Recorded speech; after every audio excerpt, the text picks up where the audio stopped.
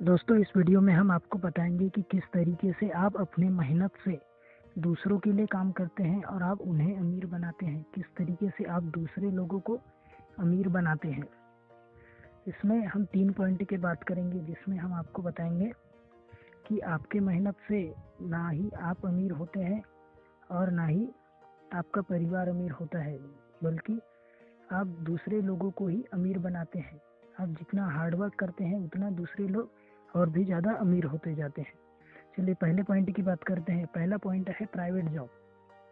दोस्तों, अगर आप प्राइवेट जॉब करते हैं या किसी भी कंपनी में जॉब करते हैं तो इसका सीधा सा मतलब है कि आप उस कंपनी के मालिक को या जो भी उस कंपनी का फाउंडर है, जिसके पास भी उस कंपनी का शेयर है, उनके लिए काम करते हैं। अगर आप कितनी भी मेहनत करेंगे तो आपको आपके सैलरी के हिसाब से ही पैकेज मिलेगा। कंपनी कितना भी प्रॉफिट करे आपको उतना ही मिलेगा जितना आपका सैलरी है। पर जब आप ज़्यादा मेहनत करते हैं या प्राइवेट जॉब करते हैं तो आप उस बिज़नेस के ओनर को ज़्यादा फ़ायदा पहुंचाते हैं। आपके मेहनत से जो बिज़नेस ज़्यादा प्रॉफिट करता है तो उसके मालिक को ज़्यादा फ़ायदा होता है। आप अपने मेहनत से उसके मालिक को और भी ज़्यादा अमीर बनाते हैं। काम तो आप करते हैं पर अमीर आपका मालिक हो जाता है, क्योंकि वो आपकी कंपनी का बॉस होता है, या जो भी इंसान उस कंपनी में इन्वेस्ट किया होता है वो ज़्यादा अमीर हो जाता है। दूसरे तरीके की बात करते हैं। दूसरा है दोस्तों टैक्स।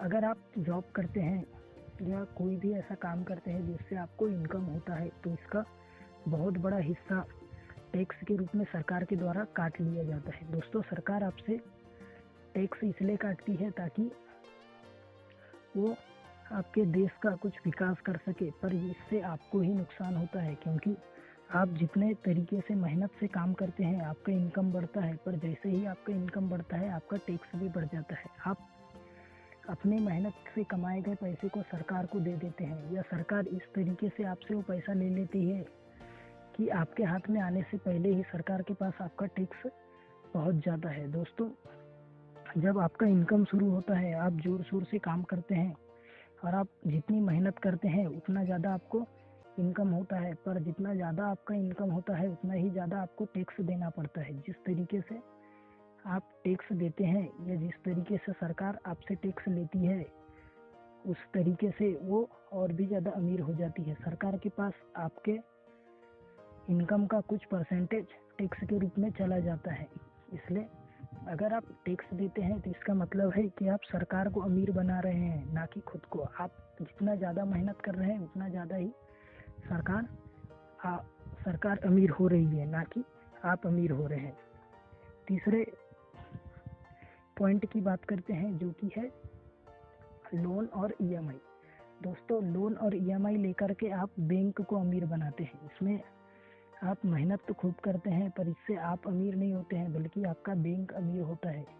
जब भी किसी बैंक का वैल्यूएशन बढ़ता है तो उसका फर्स्ट कारण यही होता है कि उस बैंक में जितने लोगों ने लोन लिया है वो लोग जब लोन के किस्त या ईएमआई चुकाते हैं तो उनसे उस बैंक को ज़्यादा फ़ायदा होता है। बैंक आपसे हर तरीके का पैसा काट लेता है, वो चाहे आपका ईएमआई से हो या आपके होम लोन से हो या किसी भी तरीके से। अगर आप पैसा भी उठाएं या आप लोन भी लें तो आपको कुछ इंटरेस्ट रेट देना पड़ता है। जिस तरीके से आप बैंक से पैसा लेते हैं उसी तरीके से बैंक आपसे कमाई करता है, और जब आप ज़्यादा लोन ले लेते हैं तो उससे बैंक को ज़्यादा फ़ायदा होता है। इस तरीके से आप खुद को गरीब बनाते हैं और अपने जेब का पैसा बैंक को देते हैं, क्योंकि अगर आप कोई भी लोन ले लेते हैं तो उसके साथ आपको इंटरेस्ट देना पड़ता है, जो कि इंटरेस्ट एक अतिरिक्त चीज़ हो जाता है